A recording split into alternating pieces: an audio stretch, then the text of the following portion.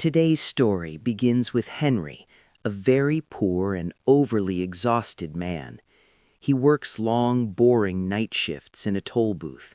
From his face and tired features, you can tell his life is completely messed up, colorless and tasteless. In the morning, when he returns home completely drained, his wife tells him the same thing again. "You don't love me anymore. I remember when you used to love me. Everything was different back then, and there was joy in our lives." While they're talking and arguing, someone suddenly bangs loudly on the door in an annoying way. When Henry opens it, he finds his friend Eddie standing there with another man named Joe, who looks extremely sick and exhausted. Joe keeps vomiting from the pain. Debbie, being a nurse with a kind heart, feels sorry for him and brings him inside to help. Eddie then tells Henry, "My friend has an important basketball game today. I want you to play instead of him because he's in no condition to play." Henry tries to refuse and avoid it, but Eddie forces the jersey onto him and takes him along without any discussion. Henry asks in surprise where the game will be played. Eddie replies, "Not far from here, about 15 minutes. Suddenly, Eddie stops the car and says he'll be back shortly to get something to eat and drink, telling Henry to stay in the car with the engine running. As Eddie and the others walk away, they put black masks on their faces. Henry doesn't recognize the other two at all. The three men pull out guns and storm into the bank in a fast, organized way. Poor Henry still has no idea that Eddie and his friends are robbing the bank and that, without knowing it, he is their getaway driver. On top of that, the car is stolen and hot-wired.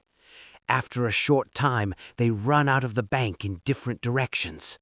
A nearby guard sees Henry wearing a shirt almost identical to the robbers, and because of that similarity, Henry is arrested.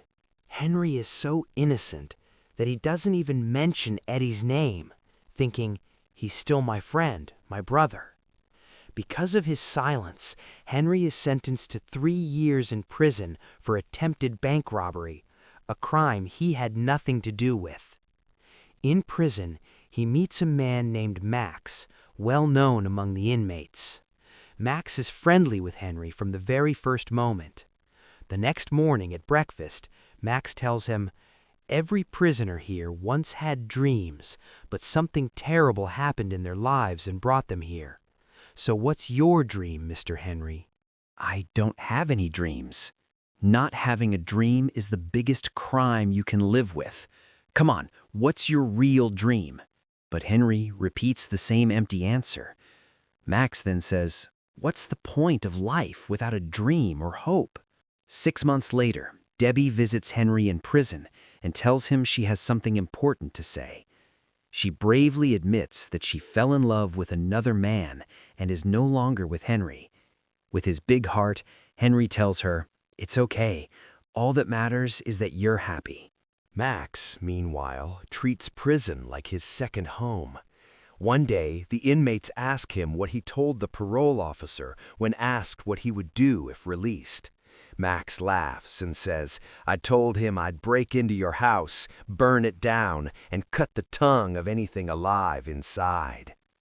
Henry's parole review is scheduled for the next month. Everyone believes Henry is innocent, and Henry confirms he never committed any crime. Max tells him, "You've already been in prison. No matter what you say, people outside will always see you as a criminal."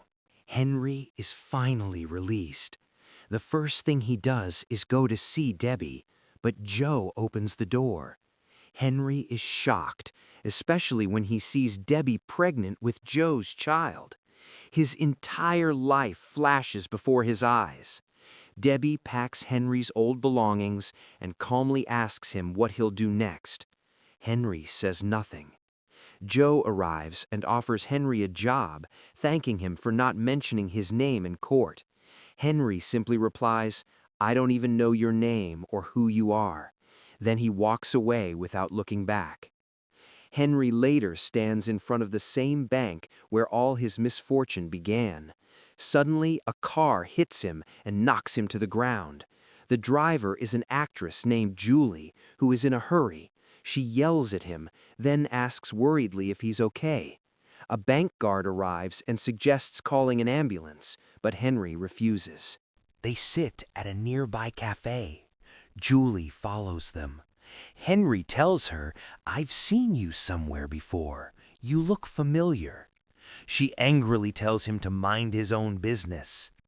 In the bathroom, Henry notices an old newspaper article from 80 years ago about a major bank robbery carried out through a long underground tunnel connected to a theater behind the bank, passing directly under the main vault. Henry immediately visits Max in prison and says, "I found my dream. I want to rob the same bank that sent me here. If I'm going to pay the price, I might as well do it for real." Max is confused, but Henry asks him, "Will you help me or just watch?" Max asks if he has a real plan. Henry confidently says yes. Henry goes to the theater where Julie is rehearsing. The director yells at her, saying she'll never make it. Upset, Julie storms off for coffee, where she meets Henry again. He compliments her acting sincerely. Max later gets parole and is released. Henry picks him up, on foot. Max loses his mind, joking that he wants to go back to prison. But when Henry explains the plan, Max is intrigued, though skeptical. They confirm the vault hasn't moved since the bank was built. The guard remains suspicious. They inspect the tunnel through the theater. Julie is surprised to see Henry again. Max pretends he once worked there as an actor and gets permission to look around. Henry admits to Julie that he was recently released from prison. She's shocked but curious. They grow closer and later go on a date. Julie shares her dream of becoming a famous actress. Henry tells her the truth, everything. They grow emotionally closer. Max later explains the tunnel runs through a small dressing room, which they must control. Meanwhile, Henry is focused on his date with Julie.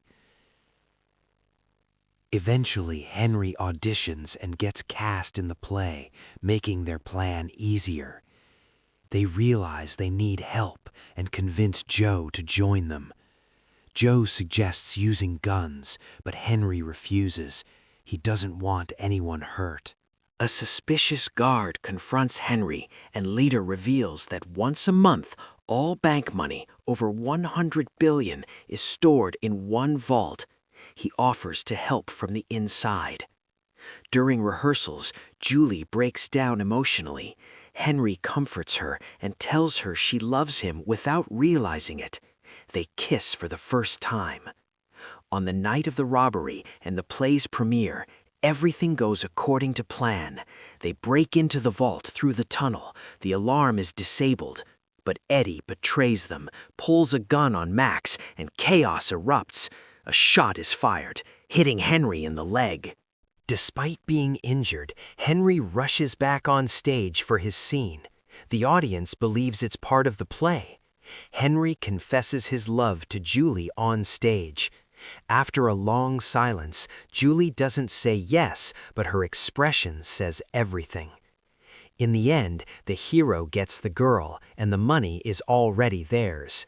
And here, our movie's story comes to an end.